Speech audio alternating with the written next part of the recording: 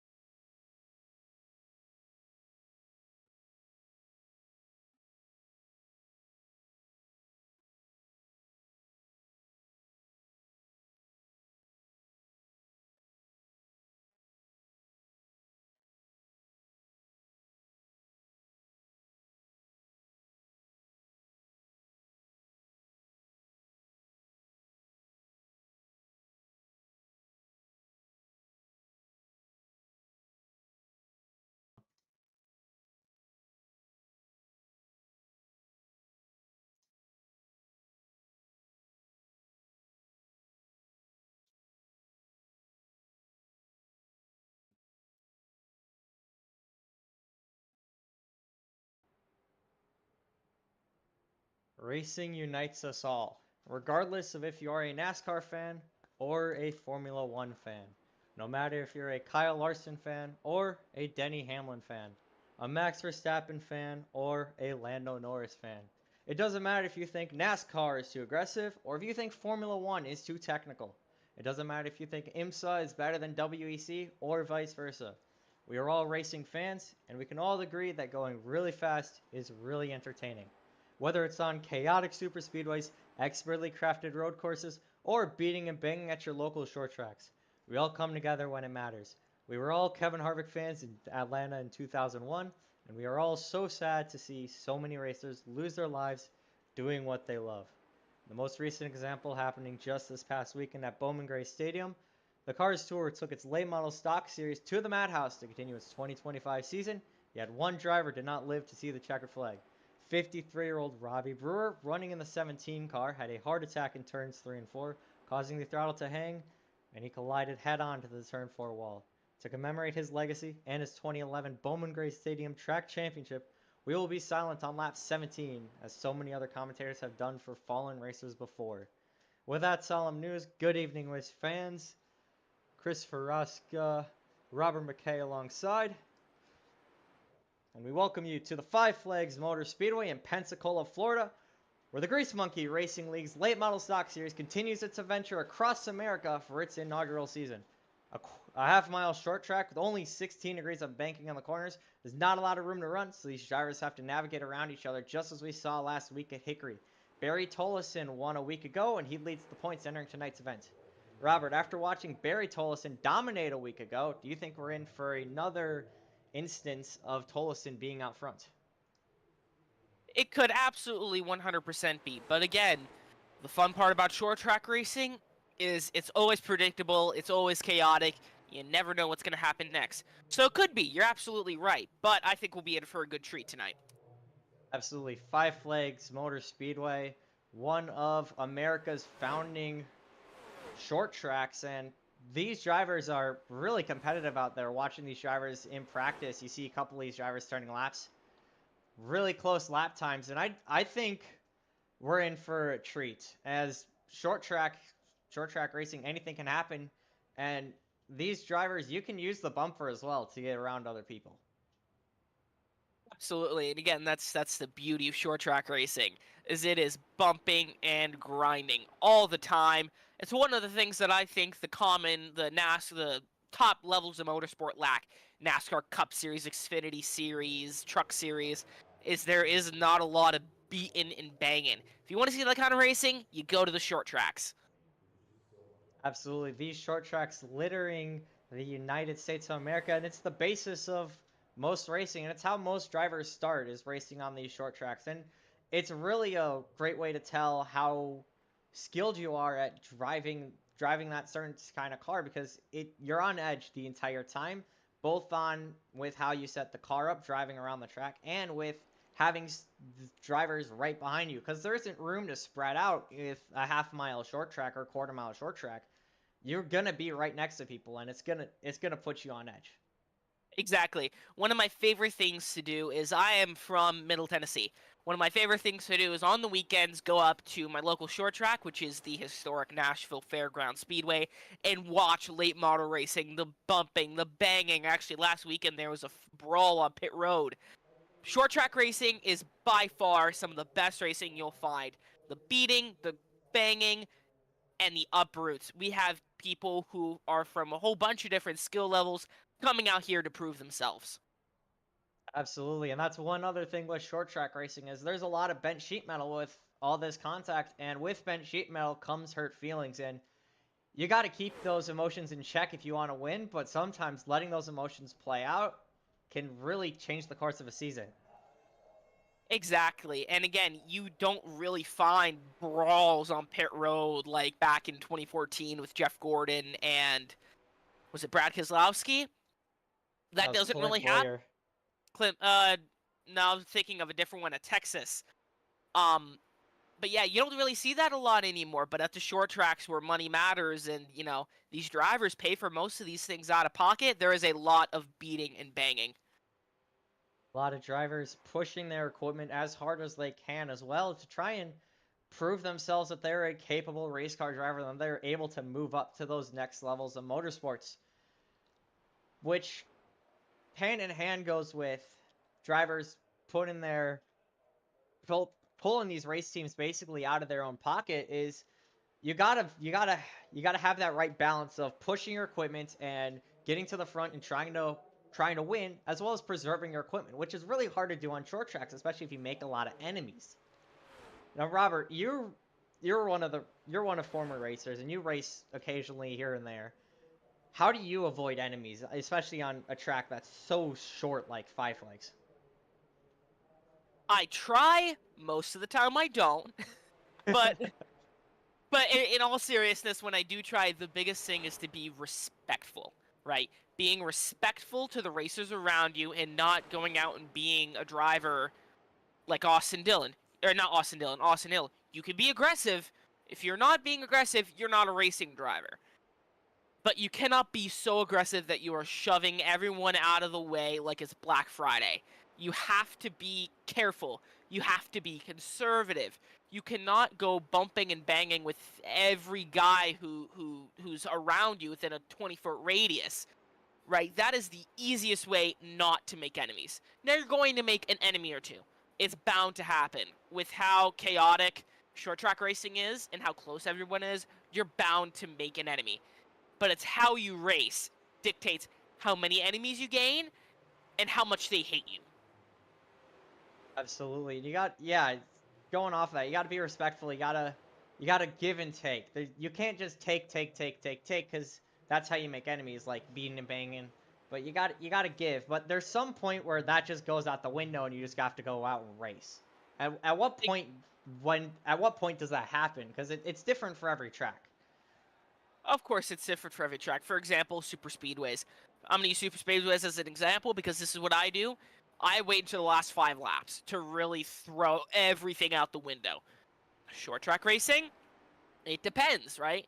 If you are 18th in a 19 car field and there's 20 to go, you better believe I'm going to be banging doors and putting the pedal to the metal trying to get to the front, right? But I mean, again, it all depends on where you are and how much time is left. Absolutely. Practice coming to a close. You see the timer just about hitting 0 in practice. The checkered flag is out for practice. Qualifying about to be underway. Brandon Elvis taking the fastest lap in practice. Barry Tolesman trailing Dylan Potts in third on to qualifying to see how these drivers happen. And if you're Barry Tolesman, you just set the second fastest lap in qualifying. You have the points lead. Are you going to push in qualifying, or are you going to be confident with your points lead and being able to just make your way up through the field and work your way up through the field and do that? Yeah, I feel like okay, so the big thing is he's not that too far off, right? I mean, if he was the slowest car on track, then yeah, I could totally see that. But he's not too far off, so I would not be pushing as hard, knowing he has a comfortable lead. Absolutely. Barry Tolsman mentioned it earlier in the broadcast. Won a week ago at Hickory Motor Speedway in the season opener, leading the points lead coming into tonight's event. And that's got to be a weight off of Barry's shoulders, knowing you have the points lead, knowing you're one of the best drivers in the field, and it's just a breath of fresh air knowing that you don't have to try as hard. You still have to go out there and like compete and race, but you don't have to race quite as hard because you have that cushion of having the points lead, having drivers behind you that are 10, 15, 20 points back that you can kind of relax a little bit. Take a breath of fresh air. Absolutely. And again, as I said, he's not too far off, so I think he'll be just fine tonight. Absolutely. Two brand new drivers in tonight's event, Frank Caruso and Paul Caruso, joining us for the first time in tonight's event. Logan Julian Taylor ran well last week in that 15 late model stock, currently sitting third as you watch the ticker go past with 8 minutes left here in qualifying.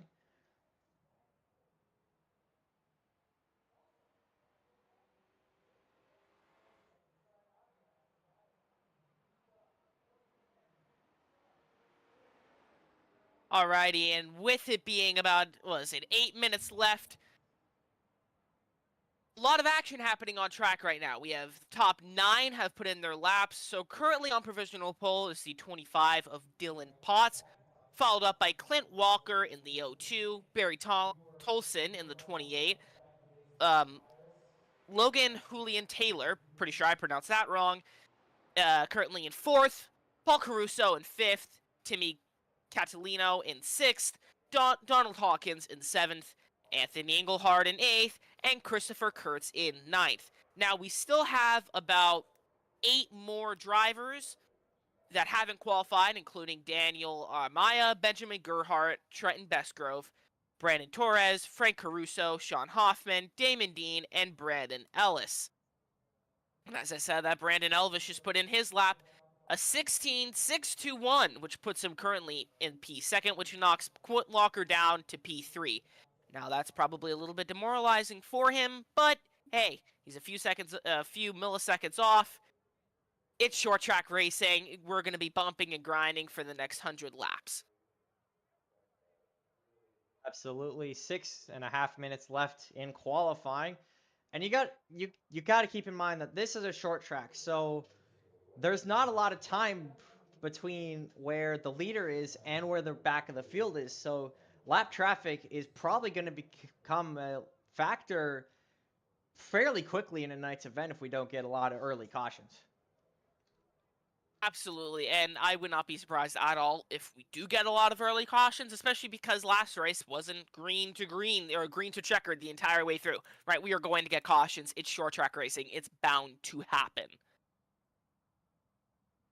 Absolutely, and that's one of the big things about short track racing is such close quarters that cautions are bound to happen even by accident, and there's no way to round it. Like you could have the 20 cleanest drivers out on the track, and there's still going to be some misjudgments and some issues there that can cause cautions. So cautions are almost guaranteed in short track racing. Would you agree? Absolutely, and again, especially because it's late models, there is a lot of bumping and grinding. Now, with about 5 minutes left to go, we are going to take a step back real quick, let you guys take in the scenic Five Flags Speedway, and when we return, we will be interviewing Colton Briner from the booth.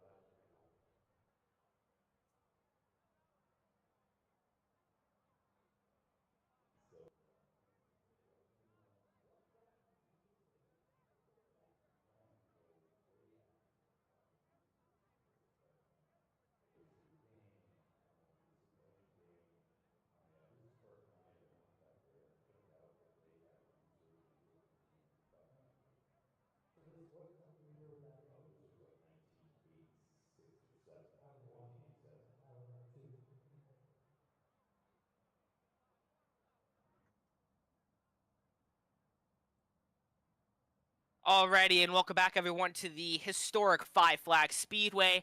I'm Robert McKay, alongside me is Chris Rosca. Sorry for the change in stream, but we had a bit of technical difficulties. Now, the moment you've all been waiting for, please welcome league owner and person in the race control booth today, Colton Briner. Colton Briner, how are you doing today? Good. How about you guys?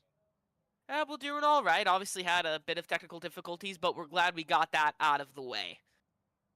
Yeah, definitely glad we got that taken care of. Exactly. Now, tell us a little bit about the field. Are you looking forward for tonight's event? Yeah, I'm looking forward to it. Hoping for some clean, hard racing. The setup is pretty much very competitive, putting the drivers at their toes and at their hands to wheel the car, and it's going to come down to pretty much tire management. Depending on how hard they run their cars, if they can make it to the end without a pit stop. I will say good luck to them. Yeah, you mentioned the broadcast. You get not the broadcast, my bad. The setups. You guys make setups in-house, or do you have them purchased? Yeah, we make setups in house. Me and my co-owner Sean Hoffman. We both usually do a session during the week, and we basically take a setup and we make our own adjustments from our knowledge of in real life racing, and that's how we come up with our setups. And we try and make them pretty much fast but manageable. It's obviously we're not at the stage of like an EPI setup or RKM, but maybe one day we'll get there. Yeah, exactly. And I mean it. And I prefer in-house setups, right? You, especially because you know the drivers a little bit more. You can kind of see what their driving style is, and from obviously your experience and your real life experience, it's just better, right? I feel like the iRacing setups aren't exactly the best. I mean, they manage, right? All my leagues, I use iRacing setups, but it's nice to have your own in-house setup. Yeah, pretty much. I'm not too thrilled with the stock setups from iRacing. So us doing a little bit of tweaking and putting our own spin on them, it kind of helps out with the drivers. I mean, a stock setup you can come in and you can adjust the track to what you want it to be, but sometimes the setup just don't work. So we try and basically set the track, and then we set the car to the track. Okay, so you guys set up your track or your track. You guys set up your car setup around the track conditions. Yeah. Interesting. This is Colton Briner, the league owner of this series, and qualifying just finishing up. You see the checkered flag waving in the top of the ticker. So we get ready to race. These drivers itching to race. Even with what happened this weekend at Bowman Gray Stadium, these drivers lining up, strapping into their own late model stocks to race here at Five Flags Motor Speedway. And before we let you go, Colton, is there anything else you want to say before we go racing here? Pretty much just hoping for a great race, and I want to thank you guys for doing the broadcast for us. And we also want to send out our thoughts and prayers to the families of Robbie Brewer. Yeah, exactly. Tough weekend for motorsports as a whole. Thank you, Colton. Thank you. All right, as we ascend here on Five Flag Speedway, engines have been fired. It's time to go racing here at the historic Five Flag Speedway as 17 drivers tackle on this half-mile track. Absolutely. 17 drivers, half-mile track. Still plenty of room to run, but still not too far where drivers are going to get spread out easily. So plenty of beating and banging throughout the field, as we'll see throughout tonight's event. Yeah, exactly. And as I've said many times in the pre-race show, I love short track racing. Beating, banging, hard racing until the leader eventually will pull away, depending on how the race goes tonight. As we take a rundown on the field tonight, starting on pole position is Dylan Potts in that 25. In second place, Brandon Elvis starting in second. Clint Walker third. Barry Tolsman, your points leader, starting fourth. Logan Taylor, Paul Caruso, row number 3. Timmy Catalano, Donald Hawkins, row number 4. Benjamin Gerhardt, Anthony Engelhard, row number 5. Frank Caruso, Trenton Brasgrove, row number 6.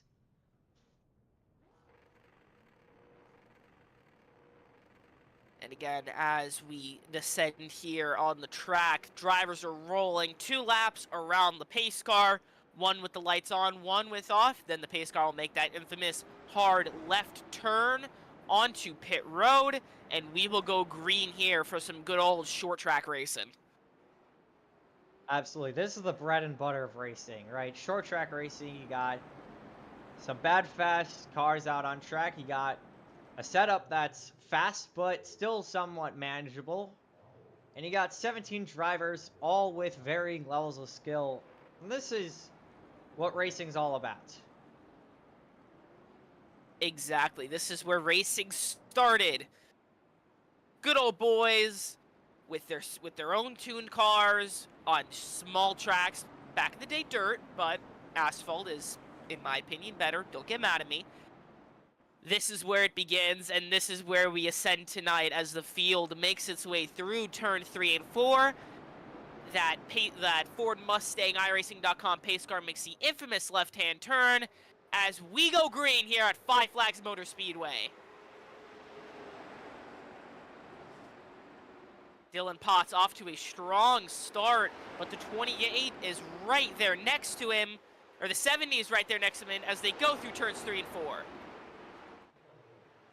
Oh, 25 around. That's Dylan Potts manages to save it. We stay green. Barry Tolsman improves up to second as Brandon Elvis controls this race from the lead. Started second in that outside row and managing to drive away. And he was the leader. That was definitely a bit of a spin, but hey, it happens. It's early in the race as he goes to make a move on the 15.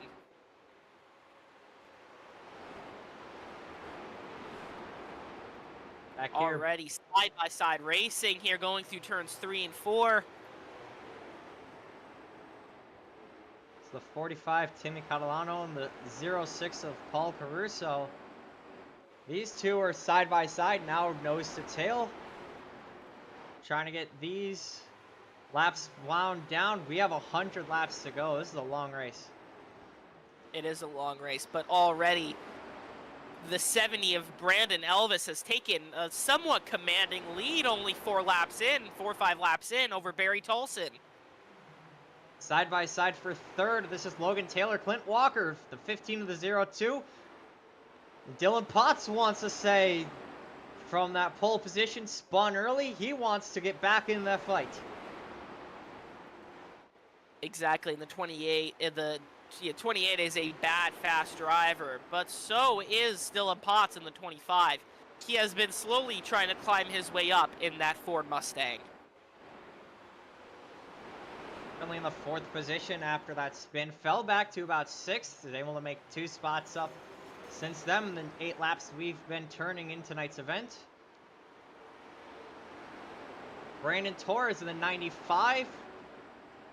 Running 11th, but starting back in the 16th position, already up 5 spots from where he qualified. Watching the 7 of Anthony Engelhard and the 64 of Donald Hawkins battle, looking to throw his hat in the ring. Yeah, what a battle we have here in the back as the 95 actually touches, what is that, the 64 of Donald Hawkins as he makes a move on him. And here comes the 5 of Frank Caruso trying to say something. Yeah, the 64 runs a little bit low as in a defensive state, tries to make the move on the 95, but the 95 blocks. The number 5 tried to throw his hat into the ring. 64 gets a little bit loose on exit as the 5 gains even more ground on him. The battle back here for 11th. Here's the battle for 4th. As Dylan Potts in the 25, Dylan Potts in the 25, Clint Walker in the 02, Timmy Catalano in the 45, and here comes Paul Caruso trying to throw his hat in the ring in that 06 machine. You know, I don't see a battle right now. In the lead, Brandon Elvis has extended his lead all the way up to 1.6 seconds, already taking a commanding lead and keeping it there on lap 14.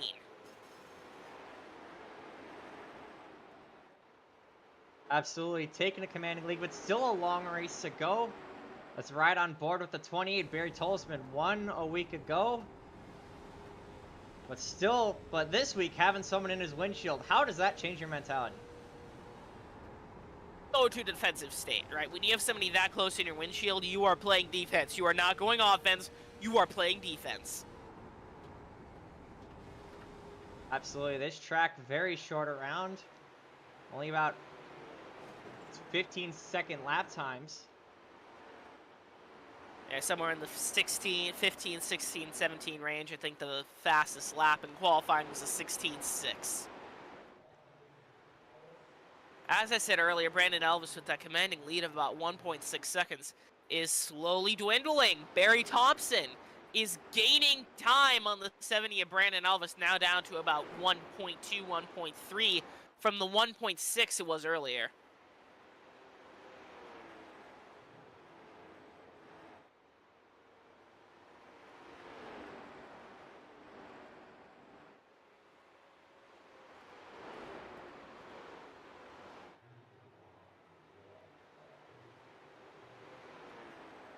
Brandon As we Elvis said- still out in front. Barry Tolsman still in second.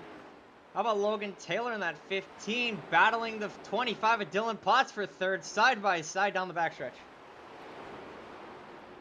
Exactly, and some very intense racing going on here throughout the pack. Not just at the front, not just at the back, but throughout the pack. As the caution comes out. Anthony Engelhard involved in this one. Let's take a look. That was the wrong button. Anthony Engelhard, the 7 machine, going through turns 3 and 4, just loses it off the corner and spins around. Very easy to do. Yeah, especially with these late models, it is very easy to lose traction if you're pushing way too hard. It is extremely, extremely easy. Brandon Elvis makes his way down to pit road. I wonder if he burned up his tires trying to drive away from the field. That could absolutely be the case, but he might lose a lap here on pit road. These are not NASCAR Cup Series pit crews. I mean, they are not speedy, so he might lose a lap here. Yeah, race control just confirming it was the 7 of Anthony Engelhard that brought out the caution. He has been giving an EOL penalty for bringing out the caution. Pretty standard procedure. Absolutely. Very standard procedures. Barry Tolsman finding himself in a very familiar position with no one in his windshield but the pace car. And that is a good thing that... You think he has any remembrance of how last week went? He has that running through the back of his head like, hey, I've been here before, and when I was here, I just drove away. Exactly. Having the pace car in your windshield is probably the best thing that you can see. Except for smoke when you're doing a burnout at the end of the race because you won. Absolutely. Under caution for the first time tonight in tonight's event. Working lap 20 of 100. Almost a quarter of the way through tonight's event. Barry Tolsman. Still a long way to go. You know what they say though? Cautions breed cautions. We will have more cautions. I can almost guarantee it. I'm not going to say I promise because who knows? Maybe we get single file again and we don't have a caution. But 99% of the time, cautions breed cautions. Absolutely. Pace lights out on that Ford Mustang. He's about to make his left-hand turn to the safety of pit road, trying to avoid the chaos that is about to unfold as we go back underway here at Five Flags. Barry Tolsman jumping out to an early lead. Side by side, Logan Taylor, Dylan Potts for second. Yeah, and the 27 around in the back, 64 hits him. Caution comes out once again. And as I said, cautions breed cautions, and the 7 also involved in that incident. The 7 car Caution. not having the luck he wants. Let's take a look at this. Yeah, they're coming down the back stretch. They come through turns 2, 64. Ooh, 64 hits the pits wall entering turn 1, bumps to 27. And then Carnage just down the backstretch. Exactly, and that's an unfortunate thing to happen. But hey, it's short track racing, just like Denny Hamlin said at Martinsville. It's expect everything, right? I wouldn't be surprised if someone tried to ride the wall tonight, right? Obviously, that's against the rules. We do not advise that.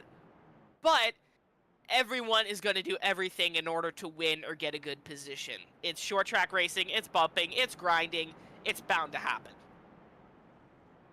Absolutely it is. And short track racing is very unpredictable. And like you said earlier, cautions breed cautions. Last week at Hickory, we went lap to lap 28 or lap 32, if my memory serves me, right before the first caution. And then it was caution after caution after caution. And you know what? I'm seeing a repeat of that. Lap 20 got the first caution of tonight's event. And a couple laps later, we got the next one. So, not saying that it's going to happen, not saying that it's not going to happen, but there's a chance that we're just going to get caution after caution after caution, and this race is going to go on for quite a bit.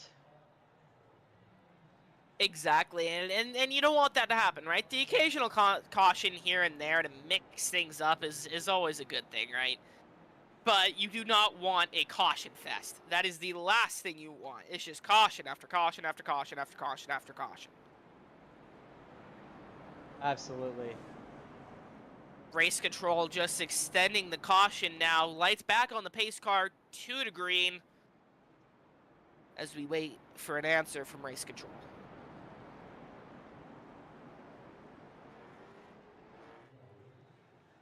Barry Tolzman back in a comfortable position.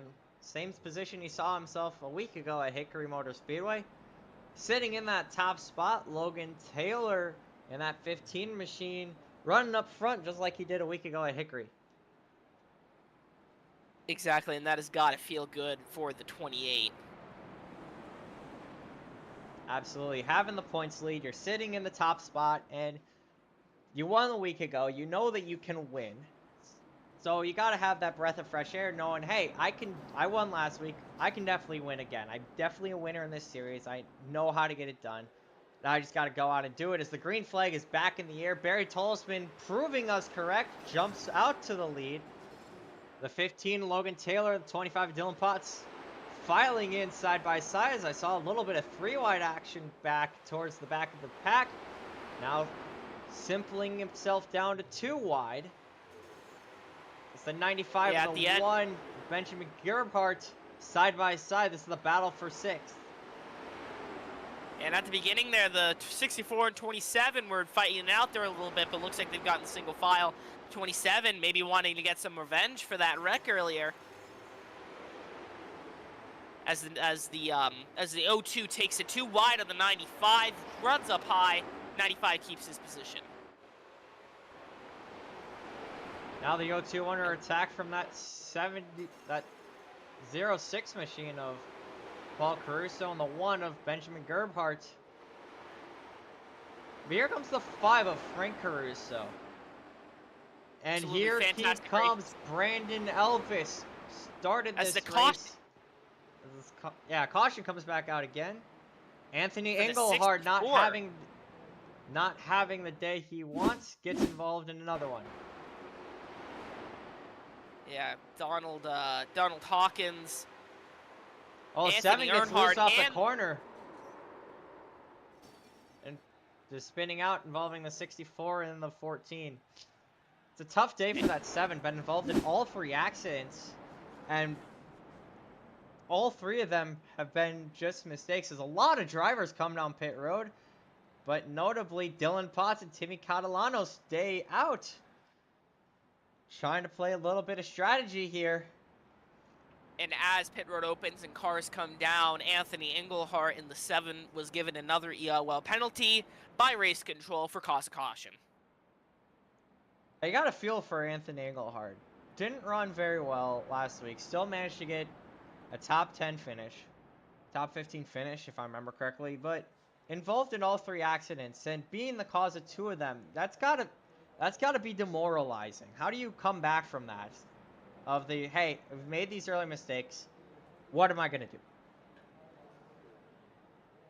It's all the mentality, right? You gotta put it behind you. That's the best thing you can do. Is put it behind you and try to forget it happened. Absolutely. Try to forget it happened, and that's probably what a lot of these drivers are wanting to do from last week at Hickory is just put that behind him. You got to race your best. You got to race your hardest. And you just got to go out there and you got to prove to yourself and prove to everyone else how good of a racer you are. And Barry Tolsman did that last week, playing a little bit of pitch strategy as he falls back to just inside the top 10 in that 10th position. But some of these other drivers, like Logan Taylor, ran really well a week ago, and he's got a chance to prove himself early that, hey, he's one of the front runners too. He can go out and win races. He can contend for this championship. That's ending in just a couple weeks after this. I believe it's a 10-race schedule. My memory serves me correctly. Dylan Potts currently leading in that 25 machine. That's the 45 of Timmy Catalano you're seeing in second. That's not a mistake. He's been running well this race, and he's been able to pull some pitch strategy to pull himself up to second. Frank Caruso, Brandon Elvis coming back to the front. And Brandon Elvis finding himself in a familiar spot up front. Started this race second, ran to an early lead, and pulled some pitch strategy, and I think it's paying off for him as the pace lights are out on that Ford Mustang as it's ready to take its left-hand turn on down towards pit road. And exactly, we're about to see another restart here, hopefully without the cautions, as we go green here back at Five Flags Motor Speedway. Dylan Potts trying to clear Timmy Catalano, leaving the inside for Brandon Elvis open. Here comes Elvis on fresh tires, pitted before everyone else. And now he's got one car between himself and the lead. He's blinking out a little bit, unfortunately. Timmy Catalano running in that 3rd position right behind Brandon Elvis. And here comes the 5 of Frank Caruso, having a really good day himself. Yeah, exactly. And that 70 is hunting down the 25 like a shark. My God.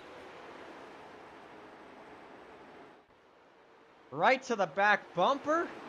Let's see how close he really gets. Down towards the inside.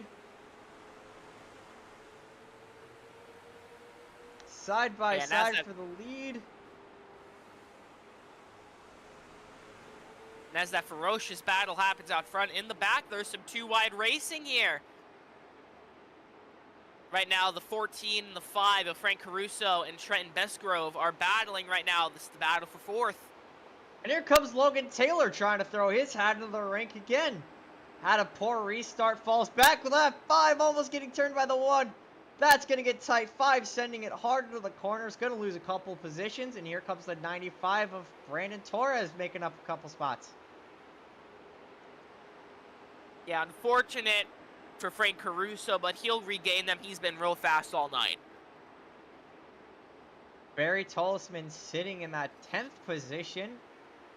Pulled some pitch strategy this last caution. Let's see if that'll pay off as he dives it down towards the inside of Frank Caruso.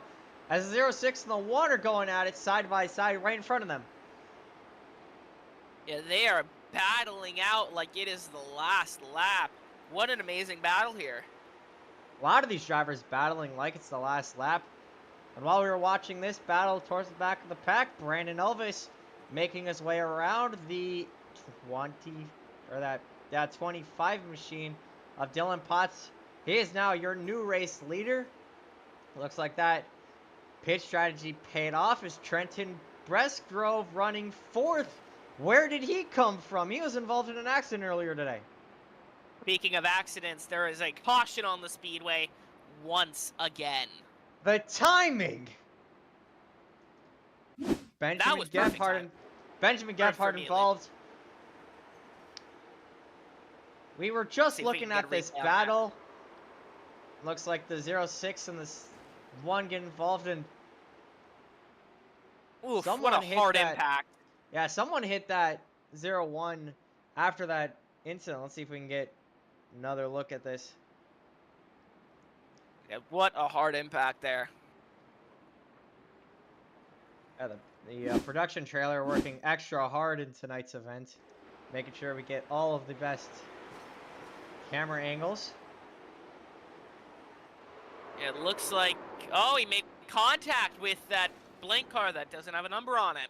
Whoever he is. That's the 06 machine. How would I know that?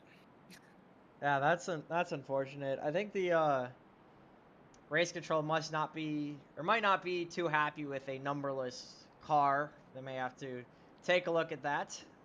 That makes it difficult to identify the car from a distance. You don't say. Absolutely. Yeah, and again, an unfortunate wreck, but cautions breed cautions. I've been saying this all night long. We are bound to see another one. I can almost guarantee it, just like I said. But out front, Brandon Elvis, he made the pass on Dylan Potts, either through pitch strategy or on the track. Dylan Potts now going to be chasing down Brandon Ellis. Do you think Brandon Ellis might get a commanding lead like he did earlier? Or do you think Dylan Potts will be right on his tail? That's tough to say, because when Brandon Elvis got his big lead, he was chased down by Barry Tolleson, who won a week ago. And Dylan Potts was buried back in the pack, and I don't know if Dylan Potts has what it takes to do that, but he might. He was buried back in traffic, may have had to not push as hard as he was wanting to, and we'll see. Short track racing, very unpredictable. It's hard to say really what anything is going to happen. And as you're saying, that race control waves around Donald Hawkins in the 64. He's been involved in a couple incidents today. He is still 5 laps down, but with the amount of cautions we'll have, unless he's involved in all of them, I think he'll be just fine. Absolutely. This race has been fairly eventful after that green flag run we had at the very beginning of the race. As we're Exactly. 2x2, but the pace lights are on and about to dim as we get ready to go one to green, getting ready to go back green. Yeah, we are definitely putting the Mayhem in the sunshine, Mayhem 100 tonight.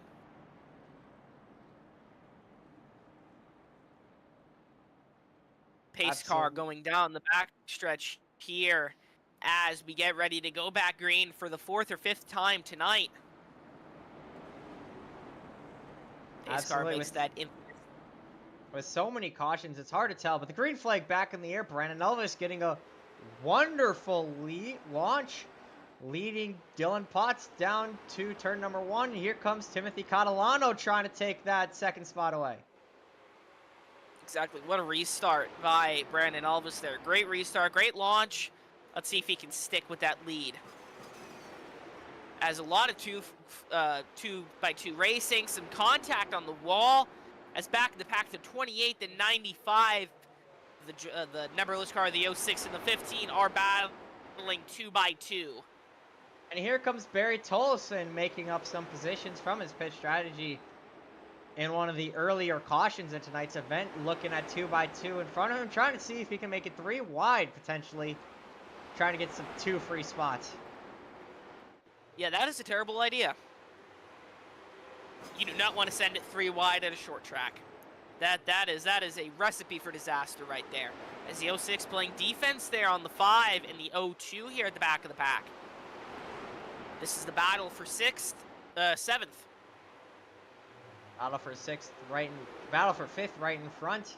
Barry Tolleson in that 28 and the 15 Logan Taylor. These two were racing pretty hard last week, finishing 1 and 2 as the caution comes out. A lot of cars around in turns 1 and 2.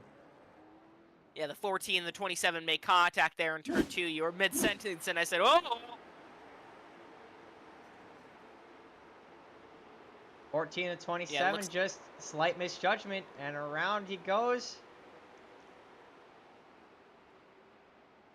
Just racing incident, and a lot of drivers will make some mistake like that. It's just pushing your car harder than you can and harder than you really should. And how do you know Exactly. that limit? It's hard to say, right? You don't know it until you find it, right? Like, you don't know, okay, this is the limit. You gotta find the limit. As Daniel Amaya in the 27 was given an EOL penalty for cause of caution by race control. Unfortunate for that 27 machine. As this car paces behind the pace car yet again in tonight's event. You wonder if the pace car ever runs out of fuel in one of these events. They probably have like a jerry can in the back or something. Just Or gotta they constantly refuel. Yeah, run that, or they just got to bring out that backup safety cars they did in the 2012 Daytona 500 when that pace car caught on fire. Oh yeah, that did happen. We're all Yeah, we're here in America. We don't exactly use fuel-efficient pace cars. Because where's the fun in that? The pace cars got to look just as good as the race cars. Otherwise, that's just a waste of a car. As the pace lights go out, we're making jokes about it. I think it's scared. I think it wants to go back into hiding. Let these drivers go back to racing. So we're 2x2 yet again for another restart here at Five Flags for race number 2 of the Grease Monkey Racing League Late Model Stock Series. Yeah, and as the pace car makes the infamous left-hand turn, we are back green flag here at Iowa, not Iowa. Wow, Five Flags Speedway for the umpteenth time. I didn't know we were in The amount of Iowa. cautions throwing me off. Dylan Potts out in front. Timmy Catalano trying to make that outside line work. As here comes the 95 of Brandon Torres on the inside. An angry pack of bees chasing the 25 here as the 95 and the 25 battle. This is the battle for second. What a block by Brandon Torres, sliding up the track, taking away the air of Timmy Catalano, letting the 06 of Paul Caruso have some say in this fight. And here comes Logan Taylor trying to put his hat back into the ring as he's trying to make his way up from his 5th place position. The 06 and the 45 are really battling back there. Looks like the 06 got a little bit loose there. Gliding up the track, Timmy Catalano running out of room. I think that 15 car is looking at this battle and he's like, you'll fight it out, you're gonna wreck, I'm just gonna sit back here, preserve my tires. Exactly, he wants them to battle. A, because they might wreck, and B, because they're losing time battling each other, right? They're losing time. That is perfect for the leader because it allows him to gain up more ground without using as much tire. So you're riding on board with the 15 of Logan Taylor. Looking at the 45 of Timmy Catalano and kind of inspecting that undercarriage, seeing if you can maybe use what you see to your advantage. Sounds wrong. But I digress. Yeah, we're not going to talk about that. This is a PG channel. As the 06 and the 45 are battling, this is the battle for third. These two have been at it since the restart. And these two have been at it for most of this race, running nose to tail or somewhat nearby each other. The 5, Frank Caruso, had that issue earlier, got sent up the track, ran out of room, and lost a couple positions, but he's fought his way back up to the 6th position. Brandon Elvis led laps twice in tonight's events, running in the 7th position. Anthony Engelhard, what is he doing in the 8th position?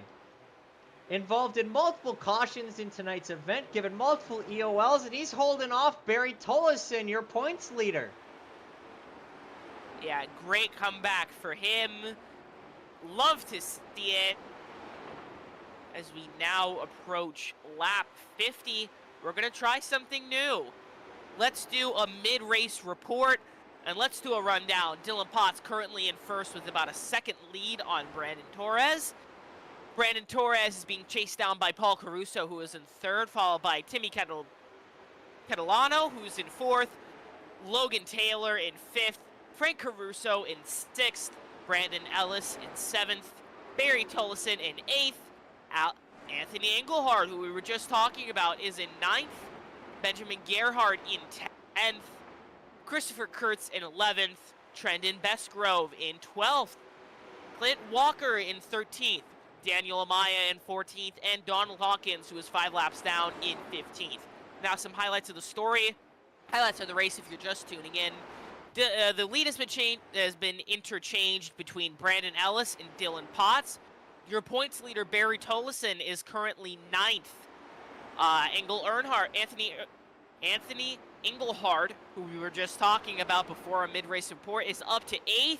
After having multiple EOLs or being in multiple cautions, he is battling his way back up to the lead. Absolutely. Brandon Torres, talked about him in the mid-race report, sitting second, trying to chase down Dylan Potts. What a drive for him, sitting second, as he's up 14 positions from where he started back in the 17th position. He's our biggest mover. Exactly, and what a comeback for him. Just proves that if you wreck, it does not mean your day is over. Absolutely. And you gotta have that mentality when you're racing. You gotta know, whatever happens, you still have a chance. For the most part. There are some instances where that isn't a factor, but spins, wall taps, mistakes on pit road, you got to put that behind you, because you know there's a lot of race left. Especially, we're only halfway done with this race, working lap 57 now, 58 of 100. There's still a long race to go, and you still got a lot of time to make up for mistakes you've made, and that's what we've seen out of Brandon Torres, making his way up to second. We saw that with the 7 car in the 9th position of Anthony Engelhard, making multiple mistakes earlier tonight's event, still managing to run in the 9th position, trying to chase down your points leader Barry Tollison. There's a lot of time left. You got to keep that in the back of your head that, hey, this isn't over. There's still a chance. As the battle for third heating up, here comes Brandon Elvis trying to take over the 3rd position from Paul Caruso, and he sends it down to the inside of turn number 3, clearing. Brandon Elvis charging his way back up towards the front. Good, clean pass right there. Absolutely. It's about as clean as you can get here in a short track. And it's very, very hard to do what he just did, is make a clean pass, because you also have to trust that the guy you're trying to pass isn't going to throw a really late block and wreck himself or you trying to defend his position. Exactly, and again, it is that mind game. Is this going to be a successful pass? Is he going to be really aggressive on blocking? Am I just going to be able to send it and it'll be fine, or is he going to wreck in the process of trying to defend? Absolutely, and that's the thought process that you have to have with every pass you make, every driver you're racing next to, is you got to trust them that they're not going to make a mistake and cost you the race or cost you time. And you gotta Exactly. You also can't do the inverse of absolutely completely trusting all the other drivers. Sometimes you got to take matters in your own hands, like we're seeing Brandon Elvis do, as he takes the 2nd position away from Brandon Torres, and he tries to chase down Dylan Potts, who currently has almost a 3-second lead. Exactly, and a great effort here by Dylan Potts extending that lead, but now that Brandon Elvis is in 2nd place, he might be starting to hunt him down a little bit. Absolutely, this 70 machine, fast all of today, making some off-cycle pit strategy calls, wondering what his crew chief is cooking up there atop the pit box. Let's take a look I don't at know, that. but Let's take a look at that, shall we? Pit stop lap. Let's pull this up. Dylan Potts, your race leader, has not pitted at all in tonight's event. Same with the 45 of Timmy Catalano. You see Brandon Elvis and Barry Tolleson on about the same strategy, both pitting a lap 39 to get fresh tires. You saw the 95 and the 06 of Brandon Torres, Paul Caruso, as well as that 15 machine of Logan Taylor, all pitting a lap 25. That was the last time they were down pit road. Frank Caruso, a little bit of an oddball, down lap 34 as we're working lap 70 out of 100. You have enough fuel to make it to the end. You got to be able to conserve the tires. And do you think Dylan Potts has enough tire left in him? Or do you think that this Brandon Elvis is going to use his fresh tires to try and chase him down? And he's cut the gap down to a second as the caution comes out. Anthony Engelhard yet again involved in one. Let's take a look. Running high in the marbles. Down the backstretch, trying to turn 3. Oh, comes down the track, turns himself on the 0-2. Managed, almost saves it hard on the outside wall. Ouch. I don't know if that smoking currently going down the backstretch. I don't know if that car is gonna be able to make it to next week's event, or if he's gonna have to kind of basically manufacture a new one. As this erases the lead, Dylan Potts down pit road, takes some tires. Brandon Elvis decidedly staying out. Paul Caruso joining Brandon Elvis out. Frank Caruso as well. Barry Tolleson, Timmy Catalano, and Logan Taylor down pit road. And Anthony Engelhard gets the Guido Special, is what we started to call it last week. Gets the Guido Special, which is a faster pair, comes back out onto the track. That's a... Now, race control did give him... That's a what? Go on. For the umpteenth time tonight, as with every caution Anthony Engelhard has been involved in, race control has given in the OL for cause of caution. It's like that DJ Khaled meme. Another one. Another one. Yeah, that faster pair is really what's keeping Anthony Engelhard in the event. He's been making so many mistakes, and I'm surprised he hasn't been demoralized. I wish we could listen into his spotter conversations to see how much morale that spotter is trying to give his driver after this race, or after the events that have conspired during this race.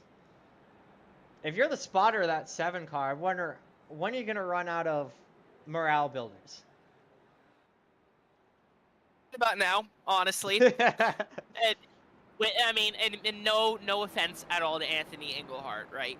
But with the amount of cautions he's been involved in tonight, it's definitely been a tough race, right? If I had to guess, his spotter radio either sounds A, like how Kyle Larson's crew chief talks to him after events, right, trying to build him up, giving him feedback, giving him morale, or it's going to sound a lot like a Kurt Busch radio, and I would personally go with number 2.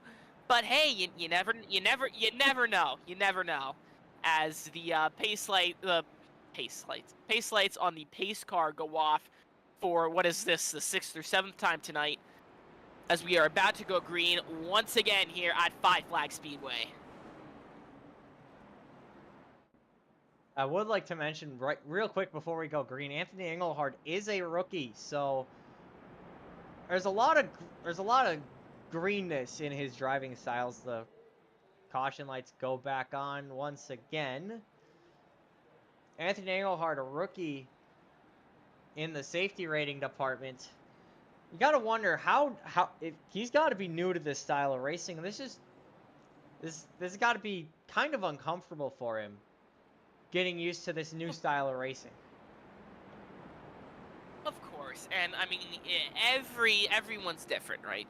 You have some people that are like, Connor Zilish, which our prayers do go out to Connor Zilish after that incredibly scary incredibly scary incident at Watkins Glen, as the green flag green flag flies before I can finish my thought process. The 70 of Brandon Elvis already taking a commanding lead as we have battles here, 2nd through 7th. Side by side throughout the field. It's the caution comes back out again. Thankfully, the 7 probably able to avoid this. This is on the involving the 51 of Christopher Kurtz. Let's take a look. Another one. I see the 7.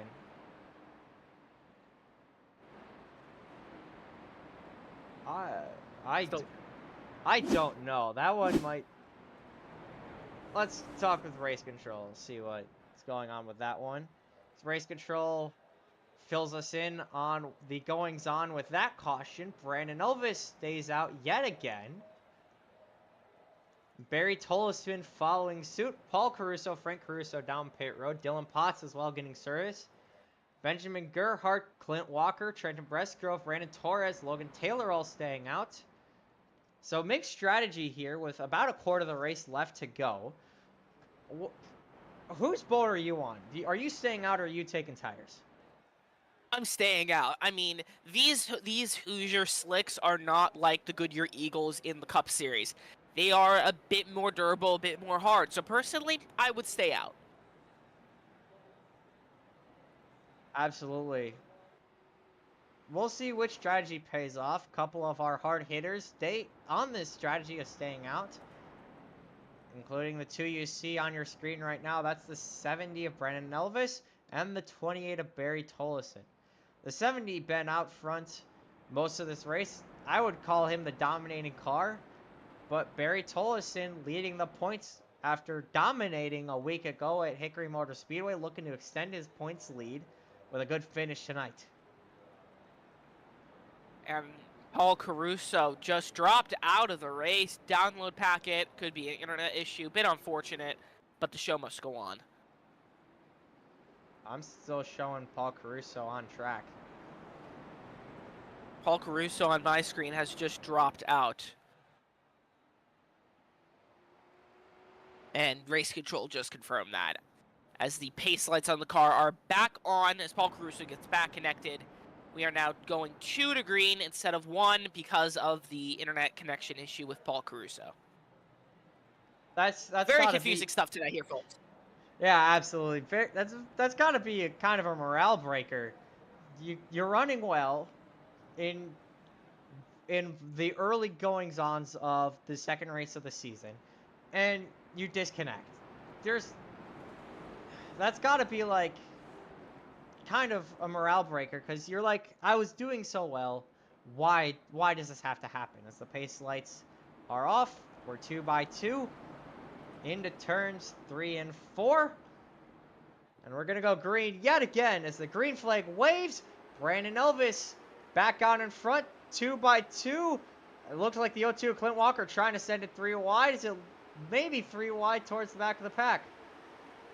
Yeah, Brandon Ellis with that commanding lead yet again. He has been king of restarts so far this race, as there's a very heated battle for second going on between Benjamin Gerhardt and Barry Tolleson. Watching that out of the rear view mirror on the back bumper of your race leader, Brandon Elvis. You're just watching him drive away slowly as the caution comes back out. Yet again, as the 06 of Paul Caruso is involved. Oh, it's a 7. Oh, hard impact. Huge wreck. Oh! Oh, the 25 of Dylan Potts running well this race. Puts it airborne. Let's take another look. Looks like the 25 finally got his pilot's license. Yep. Look at that 7 of Anthony Engelhard. Just gets on the apron, loses it. 14, the 5 spins to avoid it, and just carnage. Third. Yeah, race control just confirming Anthony Earnhardt was black flagged, not an EOL, black flagged by race control as he quits. He parks it and he retires. That's an unfortunate end to an incredibly frustrating event, undoubtedly for Anthony Engelhard. I wonder how much his spotter and crew chief are going to be a little upset at the performance of the 7. Yeah, and I mean that is a question that we can have with race that race control is going to have. But I mean, again, it's one race. It happens. I don't think there'll be any action going forward. Absolutely. One race, learning the ropes of this league and learning the ropes of how to drive these cars, and it can be a tough situation to put a new driver in, but we were all new drivers at one point, and it's the course of action that every driver has to go through, and Anthony Engelhardt's road looks to be a little more bumpy than some other drivers may have been throughout their career. Yeah, and again, he'll figure it out as race control extends the caution 4 laps to green as the field waits for the pace car to catch up. Even the pace car is fed up with this. I think I was waiting on fuel to get back out onto the track. Brandon Elvis, your race leader, Benjamin Gerhardt, running in the second position in that one machine. Barry Tolleson in third, running well. Clint Walker in that 0-2 on that last restart. Looks like he wanted to send it 3 wide. Do you think he's going to do that again? He might be. I mean, it has been a very interesting race tonight. A lot of action, a lot of passing, a lot of cautions, but I digress. It has been a fantastic race here as we have under 30 laps to go here at Five Flags Speedway, home of the Snowball Derby. Snowball Derby is an odd name for a race that's held in Florida. Just putting that out there. I'm reading the logo, okay? I did not name it. I'm just saying. Yeah, they definitely do not get snow in sunny Florida. They get a lot of snowbirds coming from a family full of Canadians. A lot of Canadians, especially ones from northern Quebec, the northern provinces. They do go down to Florida in the summer, or in the winter. They're called snowbirds because, well, they avoid the snow. But I definitely do not think there are snowballs in sunny Florida. Why couldn't the missed opportunity right there, calling them snowbirds instead of human geese? Well, I mean, human geese just sounds wrong as the pace car goes through. As the pace car goes through turn 3 for no human geese here. Green flag in the air at oh my god, I keep saying Iowa. At Five Flags Speedway, Brandon Elvis getting a commanding lead once again. Absolutely no surprise there. Barry Tolleson files in, gets ahead of Benjamin Gerhardt there on the restart again. Benjamin Gerhardt is hunting him down, trying to get that position. Absolutely. You're still getting traumatized from that Iowa race a couple weeks ago. The Cup Series going there had a caution fest similar to this one and similar to the one last week at Hickory. I think it's just PTSD. I mean, yeah, as a Kyle Busch fan, I have a lot of that, but I digress. I digress. As the battle here for 3rd, 4th, 5th, and 6th is heating up between Benjamin Gerhardt, Clint Walker, and Logan Taylor.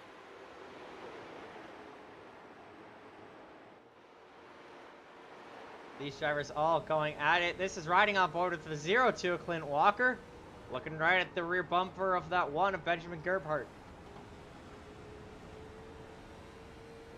Yeah, when we're not under caution, we've had absolutely amazing battles here throughout the field as the 15 and 95 are still battling for the battle for 5th here. These 5 all under a blanket, 3rd through 6th. As the 15 gets loose on the high side, what a save by Logan Taylor to keep this race green and to keep that fight with the 95 of Brandon Torres alive, now fighting Dylan Potts in that 25. Yeah, thank God. Thank God he saved it. I don't think we can handle another caution. And hopefully we won't as we hit 20 laps to go, presented by Manny 14 Crafts.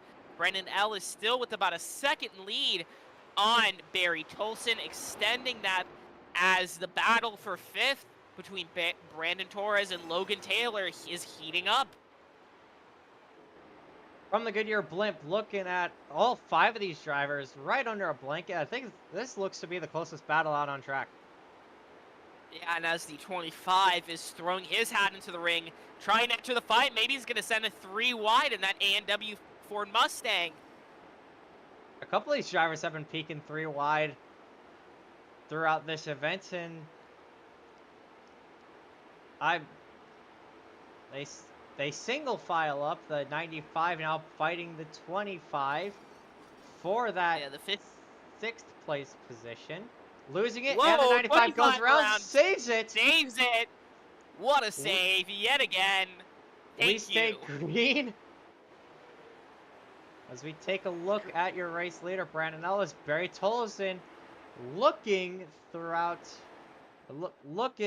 at an excellent finish. Gonna follow up his race win, sitting in the 2nd position. As we run through the field yet again. Yeah, Brandon Elvis here, still in first place with a 1.2 second lead, followed up by Barry Tolleson in 2nd in that 28 red Camaro. Benjamin Gerhardt in 3rd. Great race by him, starting 9th. He is currently 3rd. He is being chased down by the 02 bright green Cadillac, who is currently 4th, started 3rd.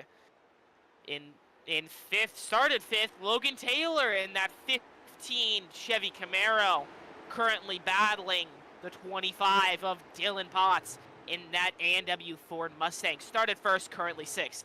Brandon Torres, our mover of the race, in another black Camaro. Actually, no, that's a Chevy SS, pardon me.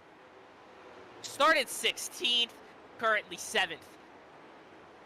Timmy Catalino, currently in 8th, started 7th, and yet another black Camaro, very popular. Trenton Bestgrove, currently 9th, started 12th in that white and red early late Gen 6 Ford Mustang. Daniel Amaya started 15th, is currently 10th in that blue and pink iRacing Chevy Camaro as he gets passed by yet another driver, Frank Caruso. Started 11th, currently now 10th as he passed Daniel Amaya. Christopher Kurtz started 13th, currently 12th, and surprise, yet another black Chevy Camaro. And last but not least on the track in the unnumbered car, Paul Caruso in a white Chevy SS. That is it for on-track drivers. A couple drivers that aren't on track. Donald Hawkins, currently 5 laps down, as he actually gets back on track. Would you look at that? And Anthony Engelhart, which retired. Coming back with 8 laps to go. Brandon Elvis extending his lead now to about 2.5 seconds. Now about to catch the 0-6 of Paul Caruso, about to put him 1 lap down, purely on pace. Makes the pass. Paul Caruso stays on the outside. Paul Caruso falls 1 lap down, 6 laps to go. Here from the Panhandle in Florida at Five Flags Motor Speedway. Brandon Elvis sitting 2nd. Yeah, Brandon Elvis, although he's blinking a little bit, is still extending his lead as we hit 5 laps to go here at the historic Five Flags Speedway. Brandon Elvis still extending his lead. Barry Tolleson has a 2-second gap to 3rd place, Benjamin Gerhardt. But Benjamin Gerhardt and Dylan Potts are still battling hard for that last position, or for 3rd position.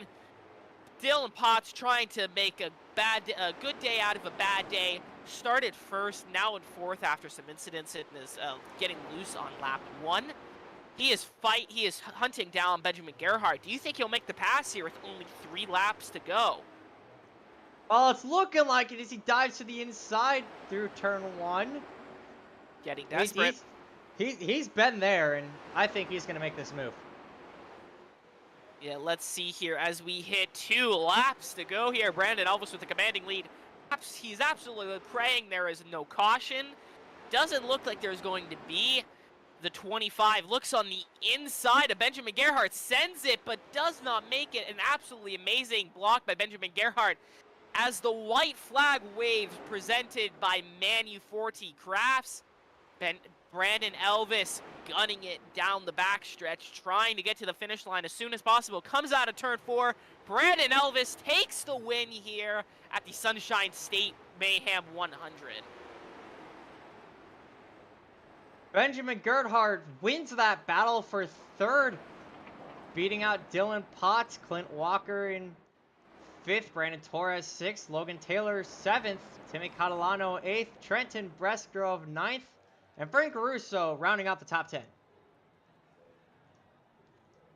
Yeah, absolutely amazing race here. A lot of battles, but it's over. No more cautions, thank God. But what a race. My God, what a race. And as the drivers make their way to pit road momentarily, we will have our post-race interviews with the top 3 drivers.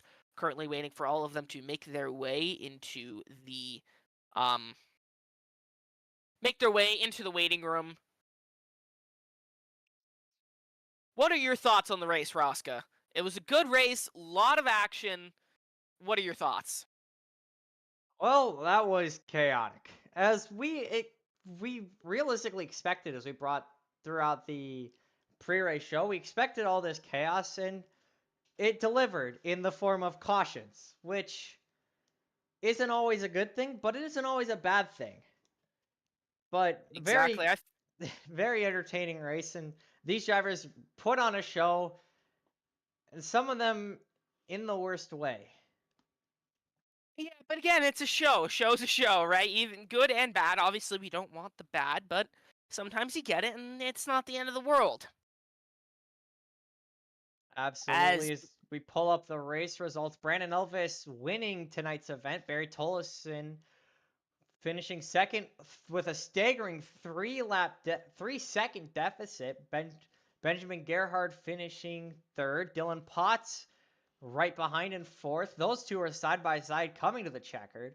Clint Walker 5th, Brandon Torres 6th, Logan Taylor 7th, Timmy Catalano 8th, Trenton Brestgrove 9th, Frank Russo rounding out the top 10. Daniel Amaya coming back from a relatively quiet start to the race, finishing 11th. Christopher Kurtz bouncing back from his incident, finishing 1 lap down in the 12th position. Paul Caruso 13th. Donald Hawkins 14th, and Anthony Engelhard, unfortunately, black flagged and retired from the race early, 29 laps down. He finishes in the 15th position, rounding out this field. And as our rundown of the field is over, it's time for interviews. First off, let's start with the man who started the broadcast, Colton Briner, Grease Monkey Racing League owner and race control. Let's bring him in. Hey, Colton Briner, it's the guys in the booth. You got us? Yeah, we hear you. Alrighty. What are your thoughts on the race? I know I asked this before. I want to hear your thoughts after. It went pretty good for the most part. I would have liked to calm down on the cautions a little bit, but I mean, for the second race of the season, I'm pretty well happy with it. The guys still got to learn how each other drive and get used to everybody and go from there. Absolutely. That's part of league racing is you gotta, especially starting this new league, is you gotta learn how these drivers handle each other. And you gotta learn how these drivers handle pressure and how they handle bumps and all this stuff. And you gotta learn that stuff, and that's how you get better, and that's how you learn how to defend better. That's how you learn how to attack better. You learn these drivers' weak spots, and you exploit that. It's part of racing. Care to Yeah, for elaborate? sure. Yeah, it's definitely a learning experience. I mean, even I was talking with my co-owner in the tower there. The drivers, I mean, even in real life, we have to learn how each other drive. So it's definitely a learning curve. We got some new guys in here this week, some previous racers from the first week. So hopefully, within the next few races, we'll be able to get everybody situated and maybe cut down them cautions and have some real good battling. Yeah, I said it's like that DJ Khaled meme. Another one. Another one. I mean, it was just caution after caution after caution after caution. Luckily, towards the end, with about 25, 30-ish laps to go, we calmed down, everyone got in a single file line. But again, I mean, I said it in the broadcast a couple times, cautions breed cautions. It's short track racing, it happens. Yeah, pretty much. It's racing's racing. I'll tell you what, even for people sitting at home, just watching the broadcast, they want to see the cautions. They don't want to see just green flag racing the whole time. So it does add to the show. Obviously, we don't want to have caution after caution, but it adds to the racing.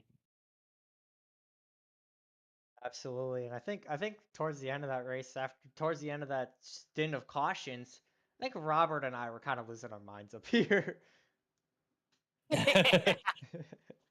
Yeah. Yeah, we were. Well, thank you for joining us. We will see you next week at USA International Speedway. Yes, sir. Thank you guys for putting on the show. Yeah, no problem. All right, now that we have Colton Briner, GMRL owner and race control out of the way, let's bring in third place, Benjamin Gerhardt.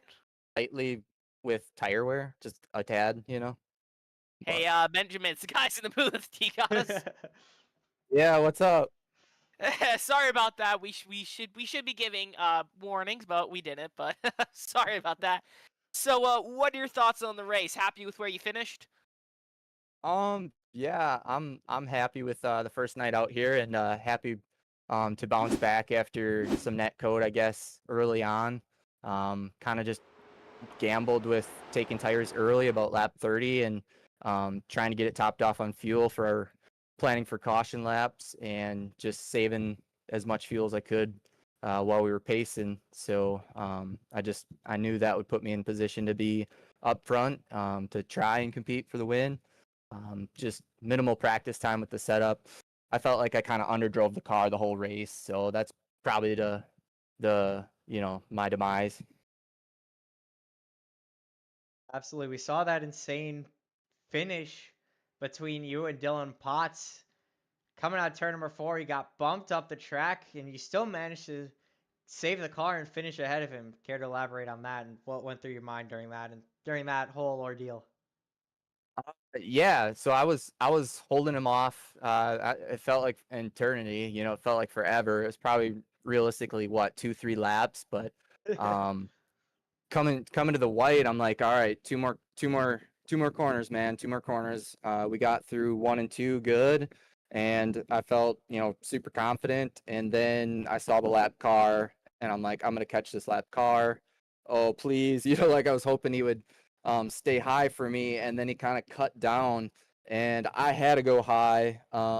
Nearly got into the lap car. I was just really happy to hold off Dylan, who was behind me. Yeah, I mean that was some. Go on. Sorry, that was some really intense racing there.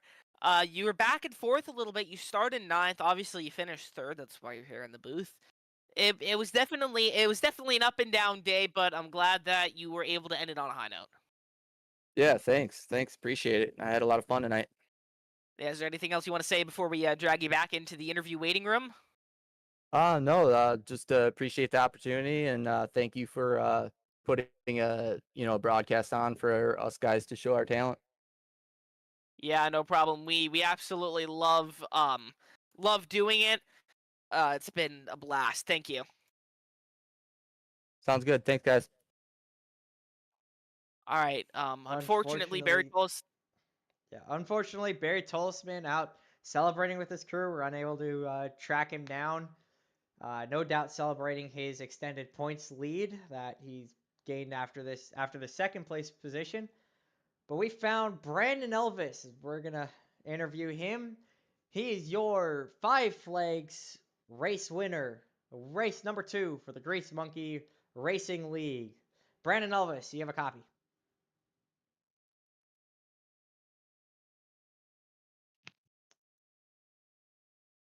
Brandon Elvis, it's the guys in the booth. You got us? Yes, sir. All right, perfect. What are your thoughts? I mean, obviously coming away with the win there, started 2nd. But after that, you've been kind of taking some big chunks there in the lead. What are your thoughts? Happy with the finish? Yeah. Oh, yeah. Obviously, anytime you can get a win is always good. First time racing with these guys. Everybody, raced pretty well for the most part, and I was appreciative to the guys racing around me. You don't really know what to expect whenever you start something new around people you've never raced with before, and these guys seem to race pretty well. So, had a good time. Um, looking forward to the next one now. Absolutely. Next week, staying down here in the Sunshine State, we're heading even further south towards Lakeland, Florida, and the USA International Raceway. Quarter-mile paved oval, only 14 degrees of banking compared to the 16 degrees we saw here. So a little bit more room to run, but still very tight and still very much a short track. Any thoughts on that? Yeah, And how do you know how are you gonna prepare for next week? Yeah. Just cut some laps whenever I guess the session's already posted. It's probably just gonna run a few laps here and there. But that track's got a lot of character. Pretty rhythm track. Very unique lines on each end of it. So that's not really my bad. Historically, I'm not really that good there. But I think if the setup's good, if it's good and free, I think I should be able to do okay there. Yeah, I personally love USA International Speedway. It's my favorite short track. I have about 8 or 9 official Legends wins there. It is a personal favorite of mine. I'm really excited to broadcast it. Anything else you got to say here? No, I just shout out to my sponsors, Coastal Performance, my team at Elvis Coleman Racing, Coleman Design, who normally does all my paint schemes for me. I had to throw this one together with a number change. Just shout out to Barry Ellis Performance at Fab Chestnut Hill Restaurant, and the league, the Grease Monkey Racing League, and you guys for broadcasting this. We really appreciate it. I love watching it, going back and watching the race after it's all said and done. Yeah, and this will certainly be a race to watch. Thank you so much, Brandon Elvis. Congratulations on the win. See you next week. All right, thank you, Robert.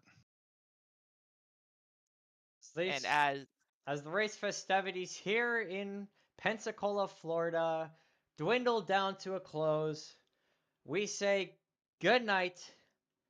We'll see you on Friday for the Next Level Gaming Xfinity Series. Takes its third race of this season down in Homestead, Miami for 135 laps around that mile-and-a-half oval. And we return next week for the Grease Monkey Racing League's race number 3. Still here in Florida, down at USA International Speedway. Have a good night, folks.